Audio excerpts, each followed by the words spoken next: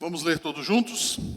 Efésios 5, 31 a 33, a palavra de Deus nos diz assim: Eis porque deixará o homem a seu pai e a sua mãe, e se unirá à sua mulher, e se tornarão os dois uma só carne. Grande é este mistério, mas eu me refiro a Cristo e à igreja. Não obstante, vós, cada um de per si, também ame a própria esposa como a si mesmo, e a esposa respeite o marido. Vamos orar? Pai, nós louvamos e bendizemos o teu santo nome.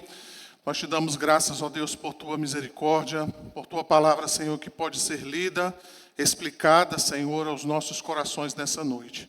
E é isso que nós suplicamos, ó Deus, que o teu Santo Espírito possa, Senhor, falar aos nossos corações, que não haja impedimento, que não haja nenhuma resistência, mas que os nossos ouvidos estejam abertos para ouvir aquilo que o Senhor tem a dizer, ó Pai.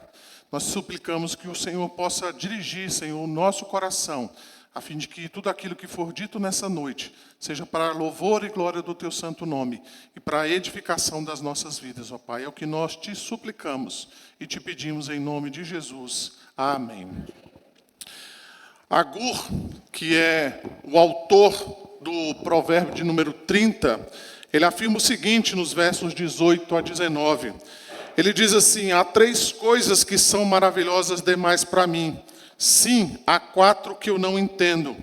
O caminho da água no céu, o caminho da águia no céu, o caminho da cobra na penha, o caminho do navio no meio do mar e o caminho do homem com uma donzela. O caminho do homem com uma donzela, como diz aqui Provérbios capítulo 30, ele pode ser comparado exatamente com esta vida a 2.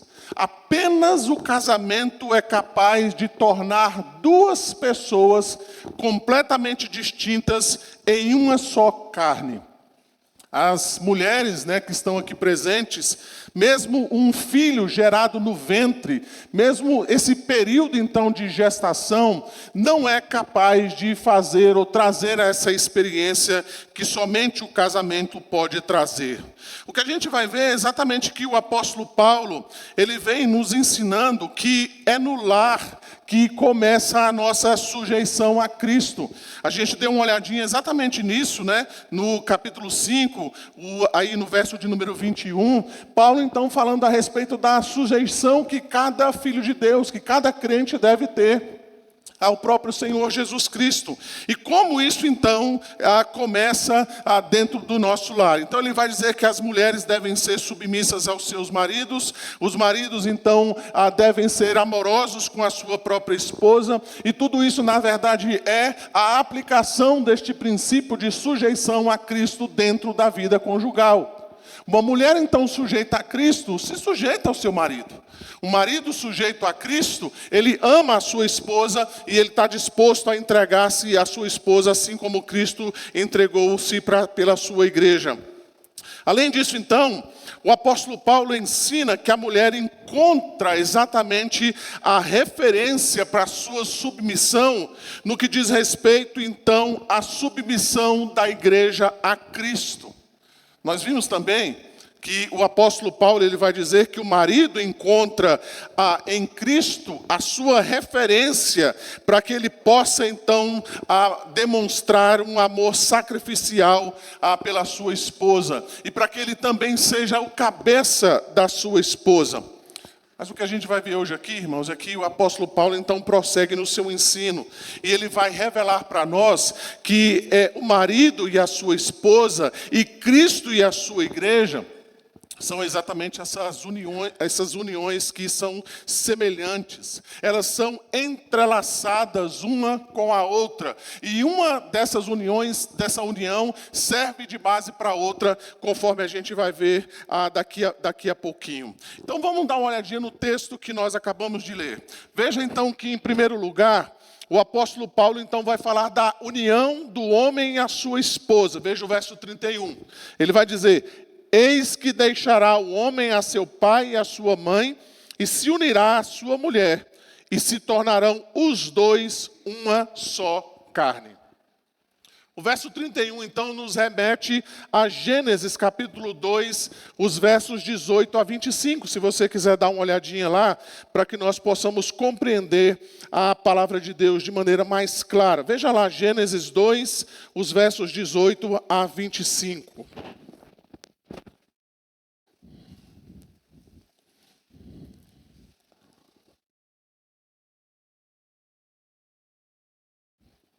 Olha o que a palavra de Deus vai dizer para nós. Gênesis 2, 18 a 25. Disse mais o Senhor Deus: não é bom que um homem esteja só. Far-lhe-ei uma auxiliadora que lhe seja idônea. Havendo, pois, o Senhor Deus tomado da terra todos os animais do campo e todas as aves dos céus, trouxe-os ao homem para ver como este lhe chamaria. E o nome que o homem desse a todos os seres viventes, esse seria o nome deles.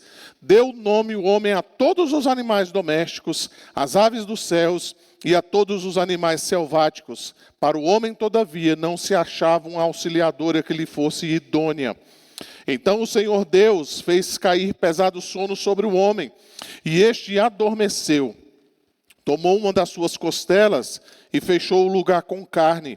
E a costela que o Senhor Deus tomara do homem, transformou-a numa mulher e lhe a trouxe.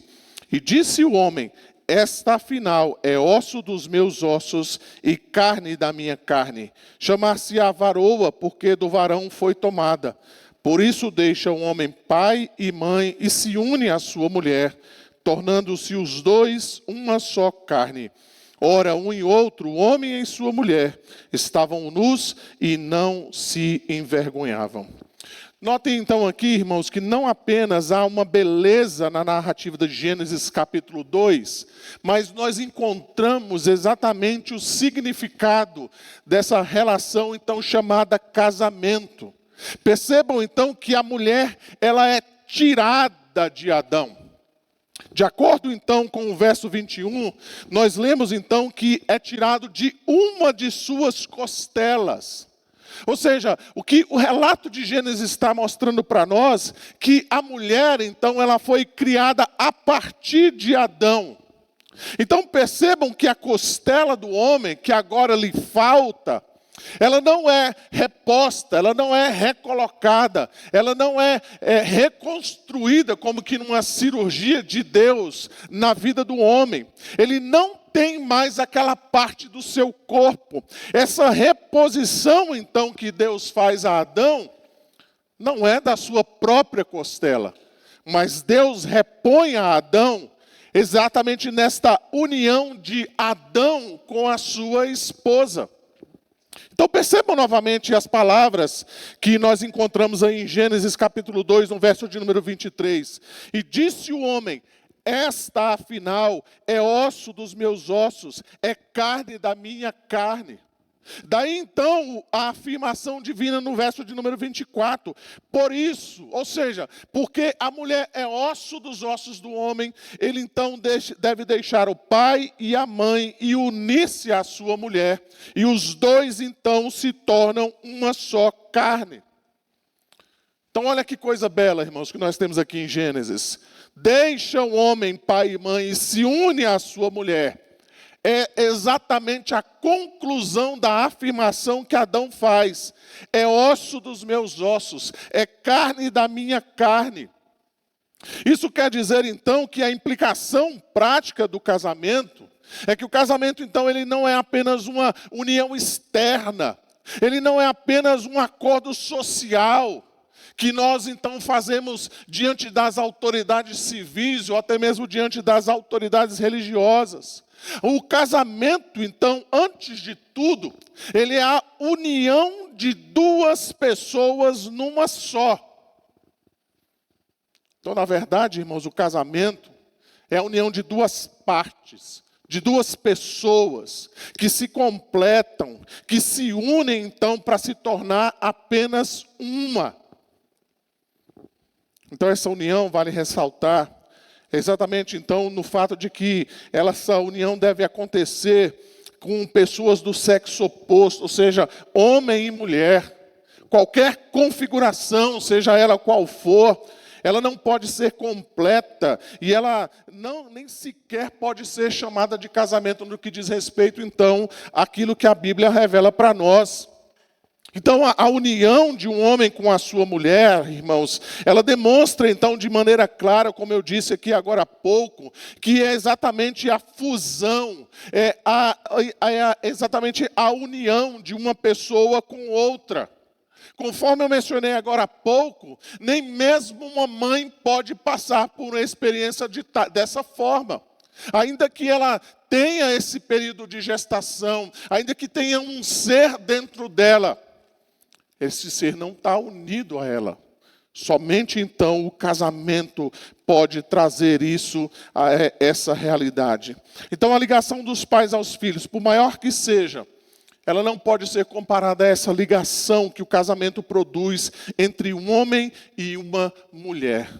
Por isso o texto afirma de maneira clara para nós, tornando-se os dois uma só carne. A segunda coisa, então, que o apóstolo Paulo mostra aqui para nós, a segunda união, então, é a união de Cristo à sua igreja. Veja aí o verso de número 32. Ele diz, grande é este mistério, mas eu me refiro a Cristo e à igreja. Para a gente entender bem o que o apóstolo Paulo quer dizer nesse verso 32, primeiramente, então, a gente precisa considerar o verso 32, exatamente nesse contexto que nós estamos lendo aqui. Então veja que o verso 32, ele é a conclusão das afirmações que nós encontramos no verso de número 31. Então percebam aí o pronome este. Grande é este mistério. Mas de qual mistério, então, o apóstolo Paulo está mencionando? Ele está falando exatamente deste mistério, de que os dois, então, se tornarão uma só carne. A união do homem e da mulher torna os dois uma só carne. Mas preste atenção, que o apóstolo Paulo, a gente vai ver daqui a pouco, ele não está falando exatamente desta união do homem e da mulher, mas ele está falando do próprio mistério da união de Cristo com a sua igreja. Além disso, então, a gente precisa compreender o sentido, então, dessa palavra mistério, né? A gente, às vezes, acha que mistério é algo assim oculto, né? Algo que ninguém conhece, algo que não é revelado, né? Mas segundo o Novo Testamento, é algo então que Deus oculta a algumas pessoas, mas ele revela a outras pessoas. Este é o mistério então de Deus. Veja, por exemplo, que nós vamos encontrar Jesus falando sobre isso lá em Marcos capítulo 4, os versos 11 e 12, quando Jesus então diz assim, ele lhes respondeu, a vós outros vos é dado conhecer o mistério do reino de Deus, mas aos de fora tudo ensina por meio de parábolas, para que vendo, vejam e não percebam, e ouvindo, ouçam e não entendam, para que não venham a converter-se e haja perdão para eles. Esse mesmo ensino é dito pelo apóstolo Paulo lá em Colossenses capítulo 1, versos 26 e 27. O mistério que estivera oculto dos séculos e das gerações, agora todavia se manifestou aos seus santos, os quais Deus quis dar a conhecer qual seja a riqueza da glória deste mistério entre os gentios. Isto é, Cristo em vós, a esperança da glória. Então isso é um mistério, é disso que Paulo está falando aqui.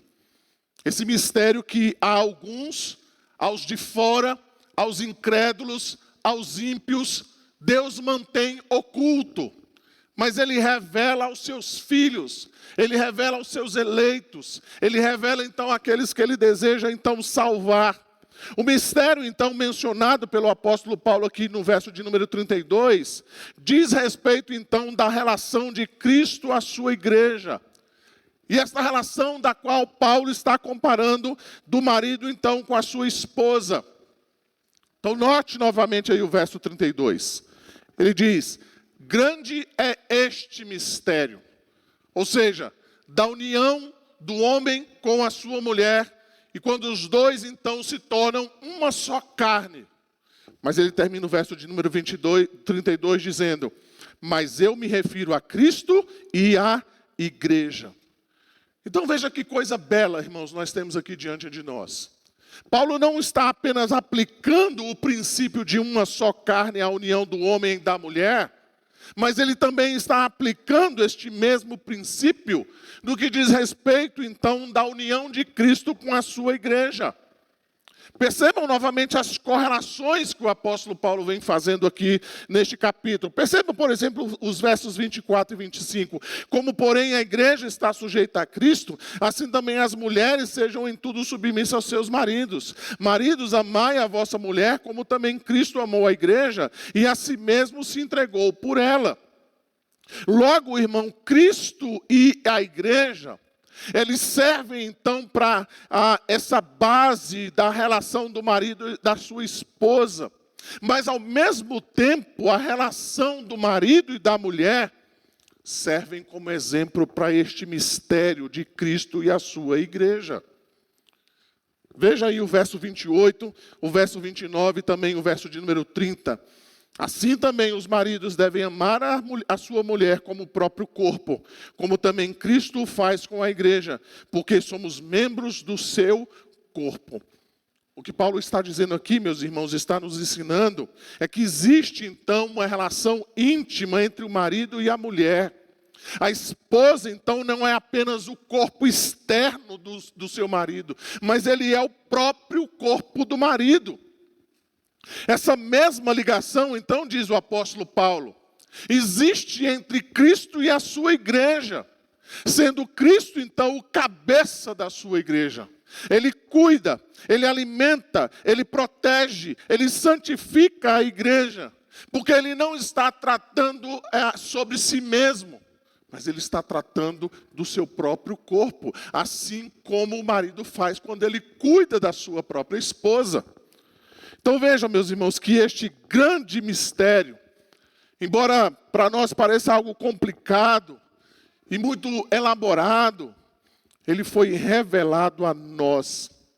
Por isso então que o apóstolo Paulo está dizendo que uma mulher submissa e um marido amoroso, ele não vai tornar difícil o entendimento dessas coisas, exatamente porque ele não é mencionado entre aqueles dos de fora.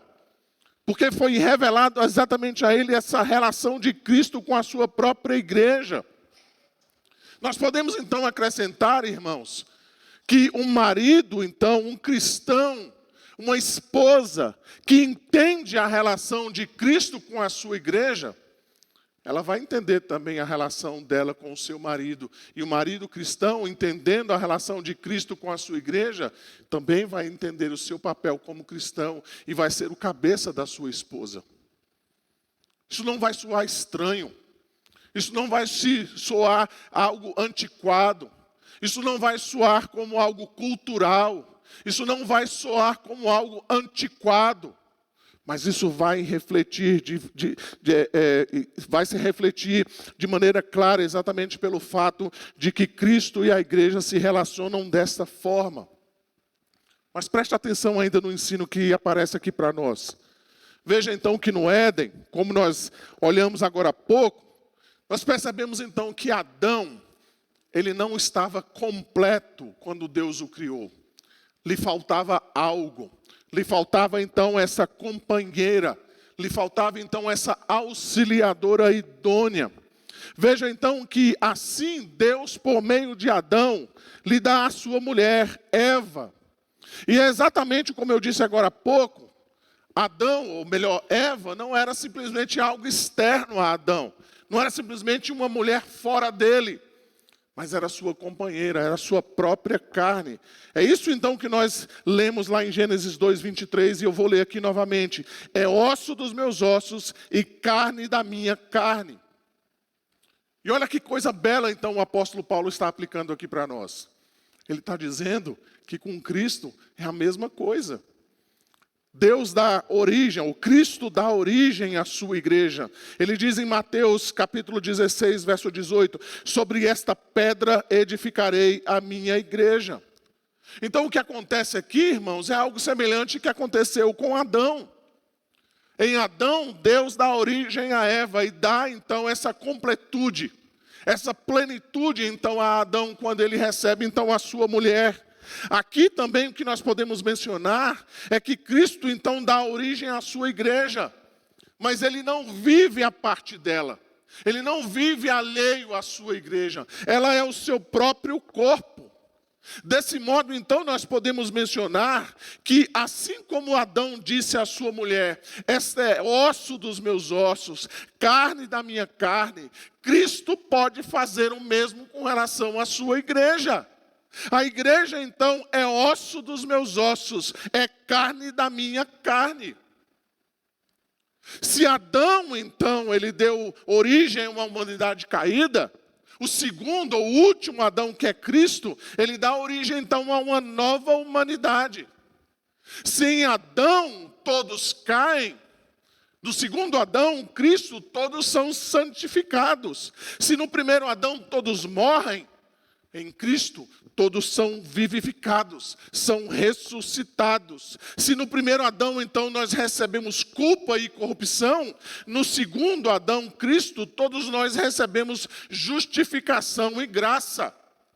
Se o primeiro Adão, então, falhou em proteger o jardim, proteger a sua mulher, em protegê-la, então, das tentações da serpente, Cristo, então, protege a sua noiva, a sua igreja. Ele dá a sua vida e santifica para que ele possa, então, apresentá-la diante de Deus. Se em Adão abundou o pecado, em Cristo superabundou a graça de Deus. Em resumo, meus irmãos, assim como o marido e a mulher se tornam um pelo casamento, a igreja se torna uma com Cristo na sua união com Ele. Então nós podemos afirmar, irmãos, com toda certeza, que Cristo só está plenamente, Ele só está completo, quando Ele está então com a sua igreja. O Dr. Martin Lloyd Jones, ele afirma algo muito interessante, ele diz: o Senhor Jesus Cristo, como o eterno Filho de Deus, é e sempre foi, desde toda a eternidade, perfeito e completo. Mas como mediador, diz ele, Cristo não estará completo sem a igreja. Jesus Cristo, como mediador, não terá plenitude completa, enquanto não forem reunidas todas as almas pelas quais ele morreu. João Calvino, então, ele resume essa verdade tão preciosa quando ele afirma o seguinte: o grande mistério consiste em que Cristo infunde na sua igreja a sua própria vida e o seu poder. Que bela união, então, nós vemos aqui no casamento, irmãos. Mas que bela união nós vemos em Cristo e na sua igreja. Quando nós vemos, então, cônjuges juntos, nós podemos, então, perceber que eles recebem, então, todos os deveres e os privilégios desta união conjugal. Em Cristo, a igreja, então, os crentes, eles desfrutam também de todos os deveres e de todas as bênçãos que estão incluídas nesta união mística. Assim como a esposa se submete ao marido, e este ama a sua esposa, nutrindo-a, cuidando dela, assim também a igreja deve se sujeitar a Cristo, enquanto Ele cuida, protege e santifica a sua igreja. Assim como o marido deve entregar-se pela sua esposa, Cristo fez isso por sua igreja. Que bela união, não é, irmãos? Sabermos que nós somos um com o próprio Senhor Jesus Cristo. Diante disso, então, meus irmãos, eu queria finalizar trazendo algumas aplicações desse texto para nós. A primeira delas, então, diz o seguinte: um cristão verdadeiro, ele nunca deveria menosprezar e banalizar o casamento. Veja então, irmãos, que o casamento, segundo o que nós lemos aqui em Efésios capítulo 5, ele é muito mais do que uma simples manifestação social. Ele revela então a vontade de Deus para o homem e para a mulher. Mais do que isso, o casamento então ele revela a relação de Cristo com a sua igreja. Cristo e o noivo, a igreja é a noiva. Portanto, irmãos, todas as vezes que nós banalizamos, que nós menosprezamos o casamento, é como se nós estivéssemos fazendo o mesmo com a relação de Cristo e a sua igreja. Quando nós apoiamos casamentos de pessoas do mesmo sexo, ou quando nós aceitamos o divórcio como uma medida simples e aceitável, sem buscar todos os meios possíveis para manter a relação conjugal, nós manchamos, ainda que de maneira indireta, esta relação de Cristo com a sua igreja. Porque é o casamento, então, que representa isso. Ele representa, então, esta união de Cristo com a sua igreja. É por isso, então, que Paulo faz essa comparação aqui para nós. A segunda lição que nós podemos tirar de tudo isso aqui, irmãos, é que a relação de Cristo com a sua igreja, ela também deve ser a fonte da nossa relação conjugal. Talvez você, marido, olhe e fale assim, pastor, é muito difícil, minha mulher é uma pessoa muito complicada. Ela é muito difícil de lidar. É muito difícil de conduzir. Você já viu uma coisa mais complicada que a igreja? Você já viu um indivíduo mais difícil do que crente? E o que Cristo faz conosco? Ele nos conduz, Ele nos ama, Ele se sacrifica por nós. Se não fosse o amor incondicional do Senhor Jesus Cristo, certamente nós não estaríamos aqui. Se não fosse o seu amor incondicional, certamente muitos de nós já teríamos desistido da fé cristã. Então, maridos, antes de você pensar que a sua esposa é uma pessoa difícil de lidar, veja como Cristo trata a própria igreja. Do mesmo modo, quando a esposa acha difícil se submeter ao marido, ela deve se perguntar, será que é possível ter uma igreja cristã que não se submete a Cristo? Será que de fato nós podemos simplesmente sermos chamados de cristãos se nós não queremos nos sujeitar ao senhorio do Senhor Jesus Cristo? Pode verdadeiramente haver uma igreja genuinamente cristã se ela não recebe ou ela não se submete como Cristo, a Cristo como seu cabeça? Certamente, irmãos, a resposta de tudo isso que eu acabei de perguntar é não. Não existe não existe uma igreja que não se submeta a Cristo. Não existe cristianismo sem submissão ao Senhor Jesus Cristo. Por isso, esposas, quando vocês pensarem que é difícil submeter-se aos seus esposos, pense como Cristo, então, se submete à igreja. Como a igreja se submete a Cristo, melhor dizendo. Logo, meus irmãos, o casamento entre um homem e uma mulher, ela reflete exatamente a união de Cristo e a sua igreja. A relação de Cristo e a sua igreja é o alicerce fundamental para a relação do marido e da sua mulher. Por fim, meus irmãos, notem o que belo ensino nós temos diante de nós. Nós somos a noiva de Cristo, o seu corpo. Nós estamos unidos a Ele, nós somos o que falta para que Cristo, nosso cabeça, seja completo. Você já pensou nas implicações disso? Você já parou para pensar que isso revela que nós somos muito mais do que aquilo que nós estamos acostumados a pensar sobre a igreja? Você então já pensou como isso deveria nos fazer olhar para a igreja de modo diferente? Irmãos, quando nós falamos mal da igreja, nós não estamos apenas atingindo as pessoas da igreja, nem a sua liderança. Embora essas pessoas, sim, elas possam ser atingidas imediatamente. Mas quando nós falamos mal da igreja, nós estamos falando mal da noiva do Senhor Jesus Cristo.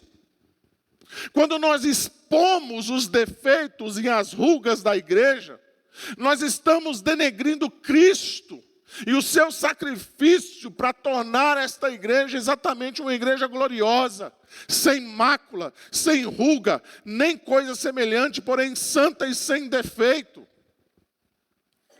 Pastor, quer dizer que a gente não pode falar mal da igreja, a gente não pode falar absolutamente nada do que acontece de ruim na igreja? Não, a gente pode, mas quando nós apontarmos os defeitos da igreja, nós devemos nos lembrar, de fato, que ela é a noiva do Senhor Jesus Cristo. Quando nós mencionamos os defeitos da igreja de modo leviano, sem temor, nós estamos afirmando que o marido dela está trabalhando mal, que o marido dela está trabalhando devagar em ajustar as situações da igreja. Em resumo, meus queridos irmãos, quando nós falamos mal da igreja, o corpo de Cristo, nós estamos falando mal do próprio Cristo. Pois a igreja está unida a Ele como o seu corpo, assim como o marido está ligado à sua esposa pelo casamento. Então, se você tivesse alguma coisa para fazer em casa, se você tivesse algum problema para resolver, fale mal de uma esposa, ou fale mal da esposa de um marido qualquer. Você vai ver o que você vai arrumar para a sua cabeça. A mesma coisa acontece com a igreja. Se de repente você está sem algum problema na sua vida pessoal, na sua vida cristã, comece a falar mal da noiva de Cristo. Comece a denegri-la. Comece a expor, então, os defeitos a respeito, então, da igreja do Senhor Jesus Cristo. E aqui, irmãos, eu sei que eu não preciso fazer esse esclarecimento, mas eu acho melhor fazê-lo. Falar mal da igreja não é falar mal do prédio, não é falar mal das instalações, não é botar defeito nas janelas da igreja, mas é apontar os erros das pessoas de maneira grosseira e sem compaixão. Portanto, irmãos, por mais que a igreja tenha defeitos, e certamente ela os tem, e são muitos, você deve se lembrar quem é o noivo dela. Você deve se lembrar que Cristo amou a igreja e a si mesmo se entregou por ela, para que a santificasse, tendo-a purificado por meio da lavagem de água, para apresentar a si mesmo igreja gloriosa, sem mácula, sem ruga, sem coisa semelhante, porém santa e sem defeito. Ao pensar então em falar mal da igreja, lembre-se de Cristo, que Cristo se deu por ela. Embora a igreja muitas vezes seja rebelde, seja contumaz, seja idólatra, Cristo se sacrificou por ela. Traga à memória a dor, o sofrimento, no corpo e na alma, dos quais Cristo passou por sua noiva. Ao pensar em falar mal da igreja, lembre-se de que ela será finalmente pura, santa, sem ruga e sem mácula. Ainda que hoje ela seja feinha, assim, meio fora de forma, ainda que as rugas estejam ali aparentes, percebam que o noivo dela é belo e ele é poderoso para transformá-la, o quão belo ele é. Ao pensar em falar mal da igreja de Cristo, lembre-se de que você e eu também fazemos parte dela. Nós também precisamos da graça de Cristo. Nós também precisamos de santificação. Nós também temos muitos pecados. Quando pensarmos em falar mal da igreja, lembre-se de que Cristo se entregou por você e por mim. Ele nos amou intensa e incondicionalmente para que fizéssemos parte do seu corpo, sua noiva, sua igreja. Finalmente, meus irmãos, quando nós participarmos da ceia do Senhor, que nós sejamos lembrados então de quem nós somos. Nós somos o corpo de Cristo. Ao tomarmos o pão, ao tomarmos o cálice, nós estamos não apenas tendo um ato cerimonial, mas nós estamos afirmando e nós estamos confirmando a nossa união com o Senhor Jesus Cristo. Nós estamos participando, então, da sua morte e da sua ressurreição. Nós estamos afirmando exatamente isso que nós somos, o corpo do Senhor Jesus Cristo. Que nós tenhamos, então, em mente essa grande bênção diante de nós, de que em Cristo Jesus nós somos unidos com Ele, nós somos o seu corpo, nós somos a sua igreja, nós somos a sua noiva. Embora não sejamos perfeitos, mas nós estamos encaminhando exatamente para isso, para que sejamos uma igreja pura, santa, sem ruga e sem máculas. Vamos orar nesse instante mais uma vez. Senhor Deus, nós te louvamos e te bendizemos nesta hora. Obrigado, Senhor, por tua graça sobre as nossas vidas. Que o Senhor, ó Deus, possa derramar sobre nós, ó Deus, a tua bendita graça. E que o Senhor, ó Deus, sempre tão bondoso para conosco, possa nessa noite, Senhor, renovar os nossos corações. É o que nós te suplicamos e oramos em nome de Jesus. Amém.